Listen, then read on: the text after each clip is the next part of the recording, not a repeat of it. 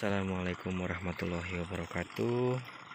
Jumpa lagi bersama saya teman-teman. Tentunya kita review ya keadaan di lahan pertanian kita. Kali ini masih tentang padi ya teman-teman. Ini lokasi untuk padi organik di lokasi yang lainnya. Ini untuk lahan sawah padi organik ini kebetulan lokasinya ada di lokasi yang lebih tinggi. Ini sudah dekat dengan gunung ya teman-teman, dan ini dibudidayakan secara organik.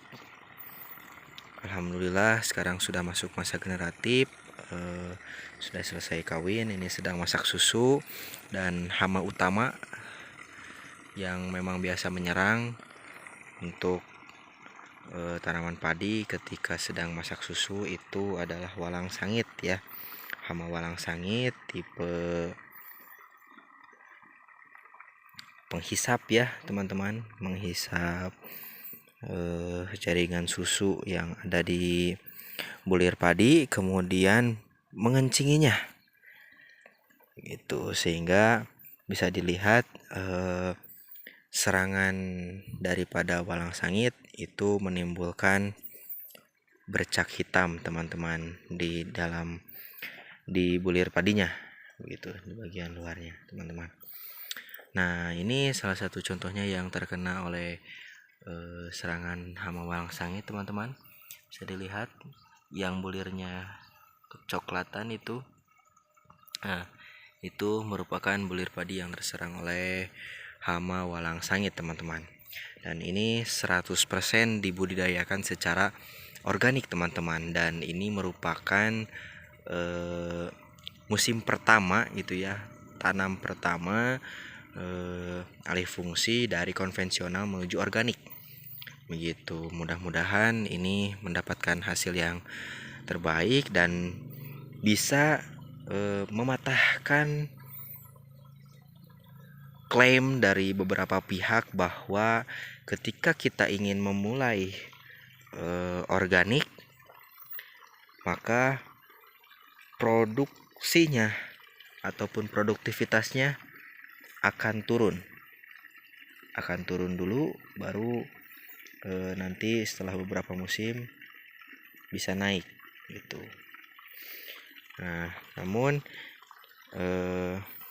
kami mencoba untuk mengusahakan semaksimal mungkin supaya klaim tersebut bisa dipatahkan begitu ya, bahwa tidak melulu ketika kita akan beralih dari konvensional menuju organik produktivitasnya akan turun dulu begitu ya.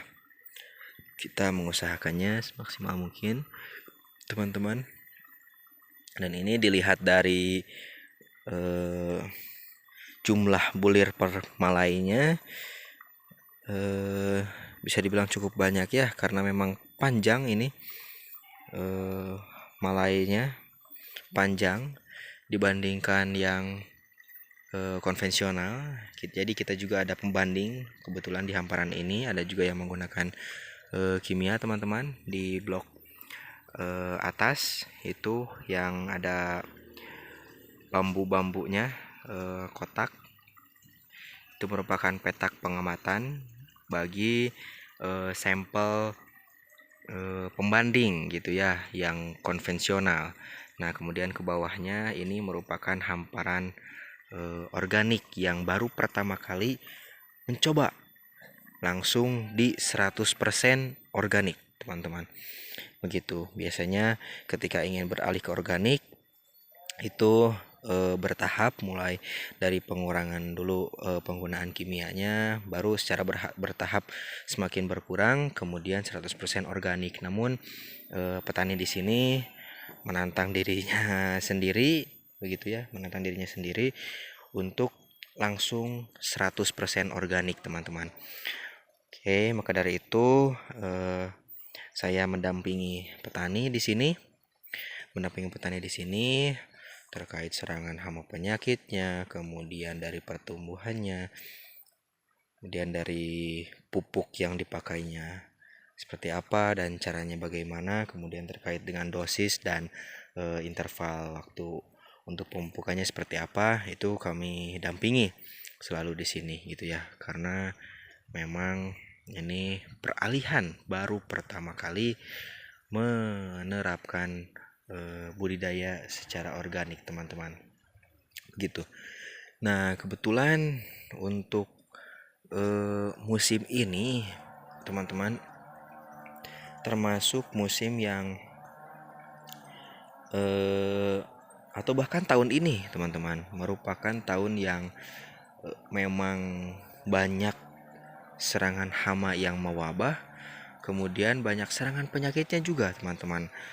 Dan kebetulan untuk musim ini ketika pertanaman ini baru ditanam gitu ya, sawah ini baru ditanami, itu dalam keadaan sedang ada wabah hama wereng batang coklat teman-teman begitu.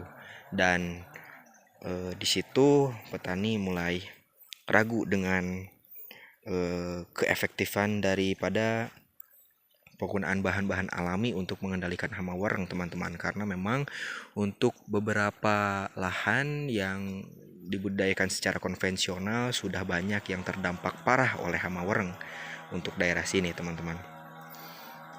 Namun saya terus memotivasi kepada petani bahwa penggunaan bahan alami juga bisa efektif, dan alhamdulillah setelah 3 kali penyemprotan dengan interval 3 hari sekali teman-teman, hama wereng yang tadinya satu rumpun sampai 15 sampai 20 ekor per rumpun itu bisa diturunkan setelah 3 kali penyemprotan dengan interval 3 hari sekali, itu bisa diturunkan sampai di bawah 5 teman-teman per rumpunnya.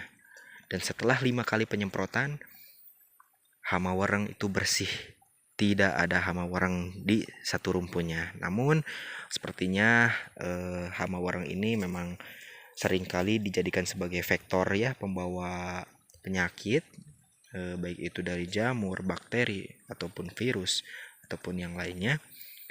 Ini menyebabkan penyakit bercak coklat di sini ya teman-teman. Ada beberapa petakan yang terserang memang bercak coklat. Secara umum juga ada yang terserang ya. Secara umum bisa dikatakan terserang penyakit bercak coklat ya di sini teman-teman. Namun melihat dari kondisi tanamannya bisa menghasilkan padi yang banyak tentunya teman-teman. Namun ini selain itu ada juga serangan hama penggerek batang teman-teman ataupun beluk. Nah ini yang terdampak teman-teman. Padinya hapa itu dilihat gabuk ya, warna putih, mancung ya, tidak berisi, hampa. Itu dampak dari penggerek batang teman-teman. Dan itu kalau dicabut nantinya di dalamnya itu ada ulat teman-teman, ulat penggerek batang teman-teman, seperti itu. Nah ini diawali penggerek batang itu dari persemaian ya teman-teman. Itu sering ada kupu-kupu putih ataupun sering disebut juga hama putih palsu, dan itu meneteskan telurnya di tanaman padi di bagian daun atas, kemudian turun ke bagian pangkal tanaman ya, dan memberikan tanda putih-putih di daun teman-teman. Nah seperti ini kurang lebih.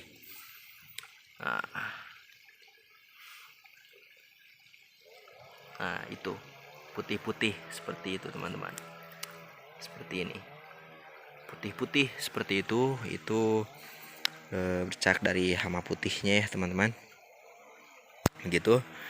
Oke, sampai di sini dulu perjumpaan kita kali ini untuk review di lahan organik yang baru pertama kali mencoba begitu ya, langsung 100% organik. Sampai bertemu lagi di kesempatan berikutnya teman-teman.